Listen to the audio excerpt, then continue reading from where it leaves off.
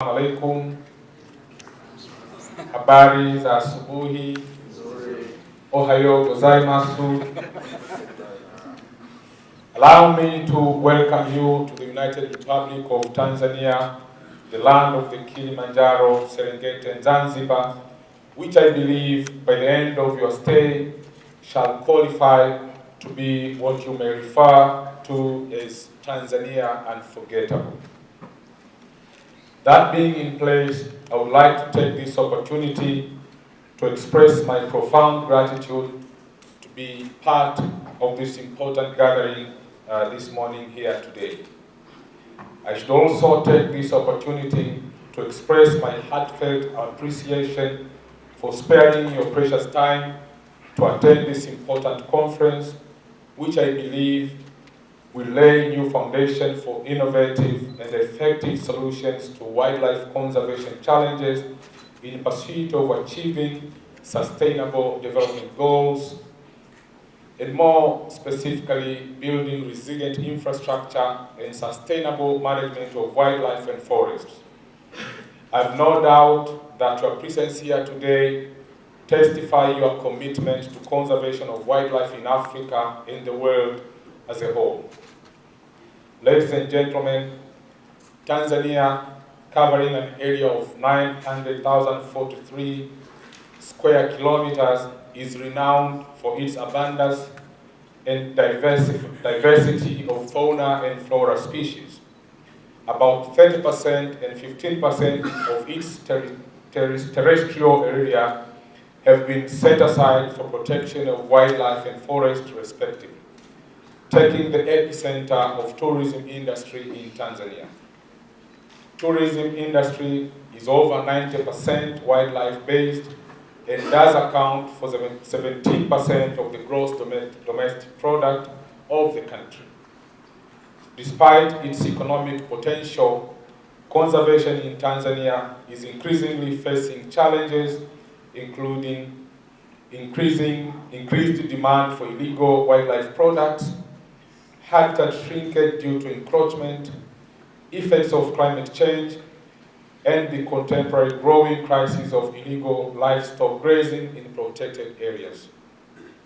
Consequently, biodiversity, national economy, and national security have been placed at stake. Studies have indicated that illegal exploitation of our wildlife and forest resources poses significant threats not only to our culture, economies, and ecosystem services, but also to the security of our countries. As such, we are informed that illegal wildlife trade and trafficking has been identified as the third-leading form of transnational organized crime, coming only after trafficking in drugs, arms, and humans. The syndicate remains one of the biggest threats to endangered wildlife species in their habitat and has wide-ranging indirect impact on the communities, national economies, livelihoods, and the environment. Indeed, the lack of information on the illegal networking might have significantly undermined the supply chain monitoring, which is necessary for an informed policy-making process in addressing the problem.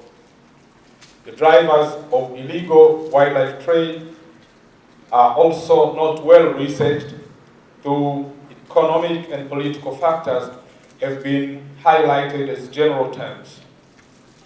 It is against this background we need to have concerted efforts in developing infrastructures, sharing information, and improving governance in combating illegal wildlife trade in our countries. Ladies and gentlemen, human-dominated landscapes have intensified natural habitat degradation and fragmentation, and thus wildlife populations are now in regular competition with people for resources and therefore eliciting human-wildlife conflicts. People lose their crops, livestock, property, and sometimes their lives. On the other hand, wild animals, many of which already threatened or endangered, are often killed in retaliation or to prevent future conflicts. Trends depict that hostilities between human population and wild animals are currently on the increase due to competition for scarce water and pasture land, particularly during dry seasons. In fact, reports have shown that human-wildlife conflicts are so pervasive that the challenge ranks second to the impacts of habitat loss. I believe it is not by mistake that this conference has timely brought together governments, technocrats, academic experts from national and international institutions to discuss about a strategy to address the following issues. Number one is increasing the level of transboundary political commitment to prevent, combat, and eradicate illegal exploitation and illegal trade in wild fauna and flora. Number two, enhancing information sharing on wildlife and forest crimes between and across agencies at a national and international levels. Number three, developing a shared spatial data infrastructure at a regional level, that is including SADC, LATF, and Horn of Africa, to support economically weak states in sharing information on wildlife and forest crimes. And number four is on improving the financial mechanism of African states to continue their efforts to address the challenges related to illegal wildlife trade and trafficking. And number five is on improving governance, integrity, and enhanced regional and international cooperation. Number six is on increasing the capacity of source and transit states in detecting illegal wild fauna and flora products, including in the exit and transit points.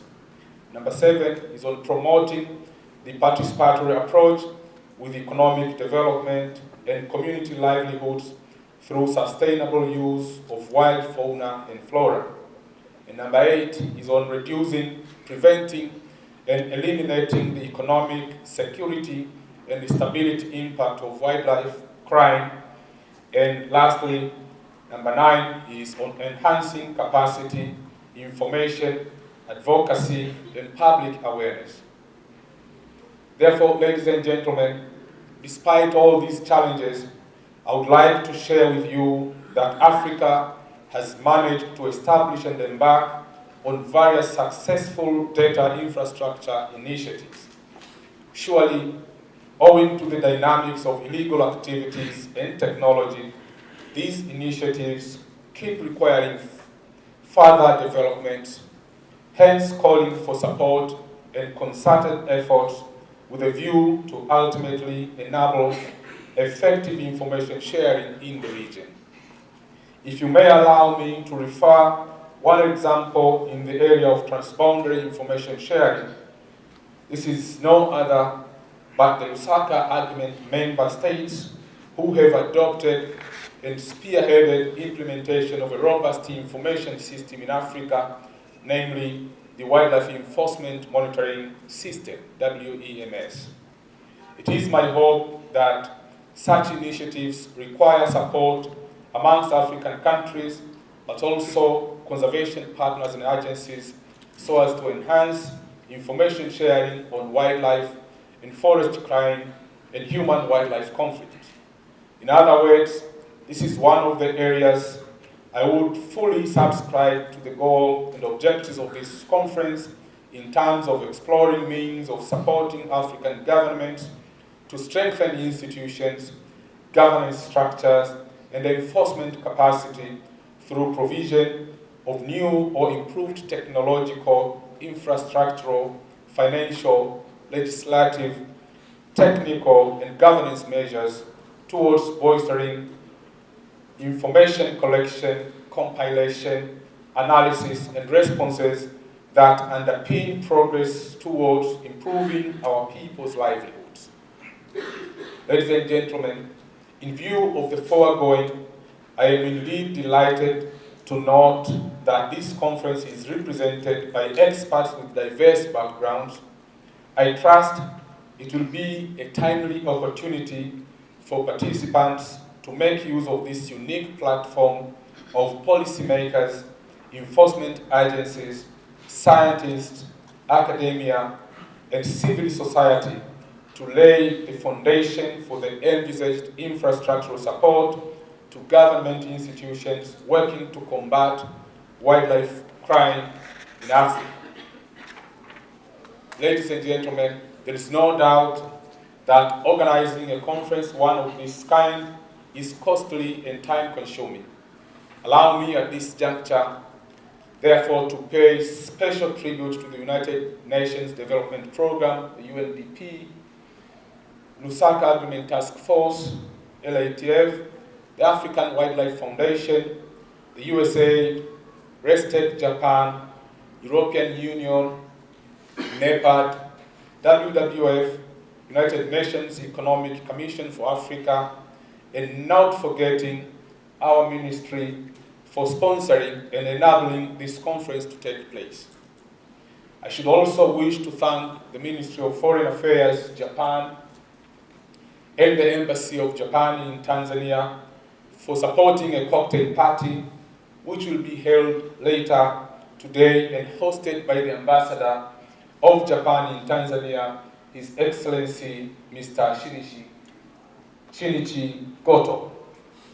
Of equally importance to all those who have been involved in whatever form of contribution towards the success of this conference, I convey my sincere gratitude.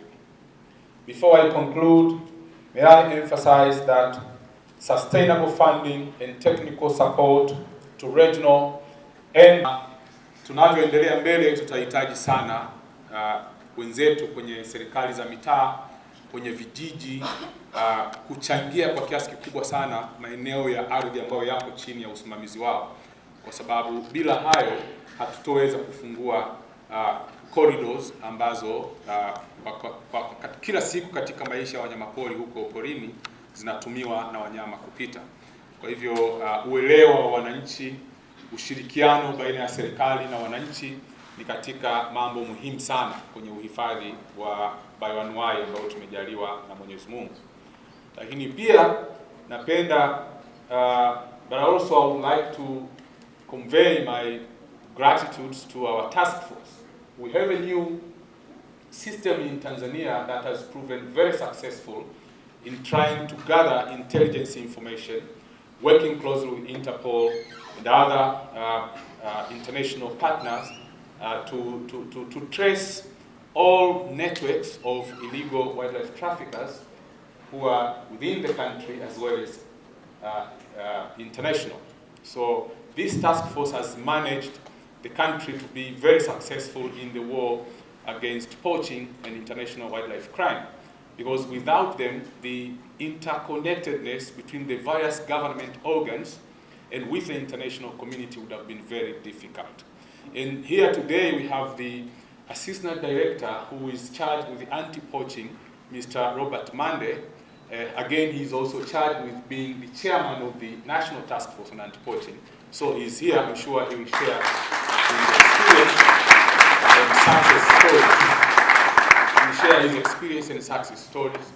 But also, I learned earlier there was the Commissioner of Conservation for the Tanzania National Parks, but I'm sure he left.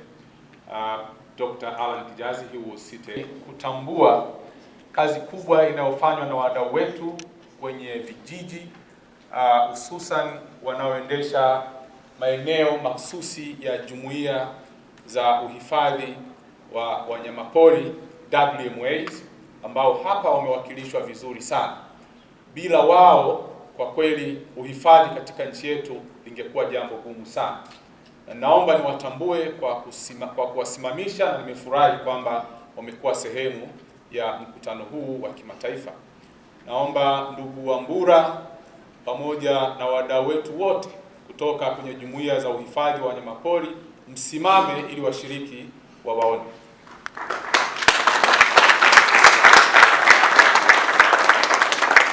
These people represent the community the WMAs in Tanzania, and they form a very, very important link between the protected areas that are under the central government with those that are under the village land. Without them, conservation activities in Tanzania would have been a very, very difficult task.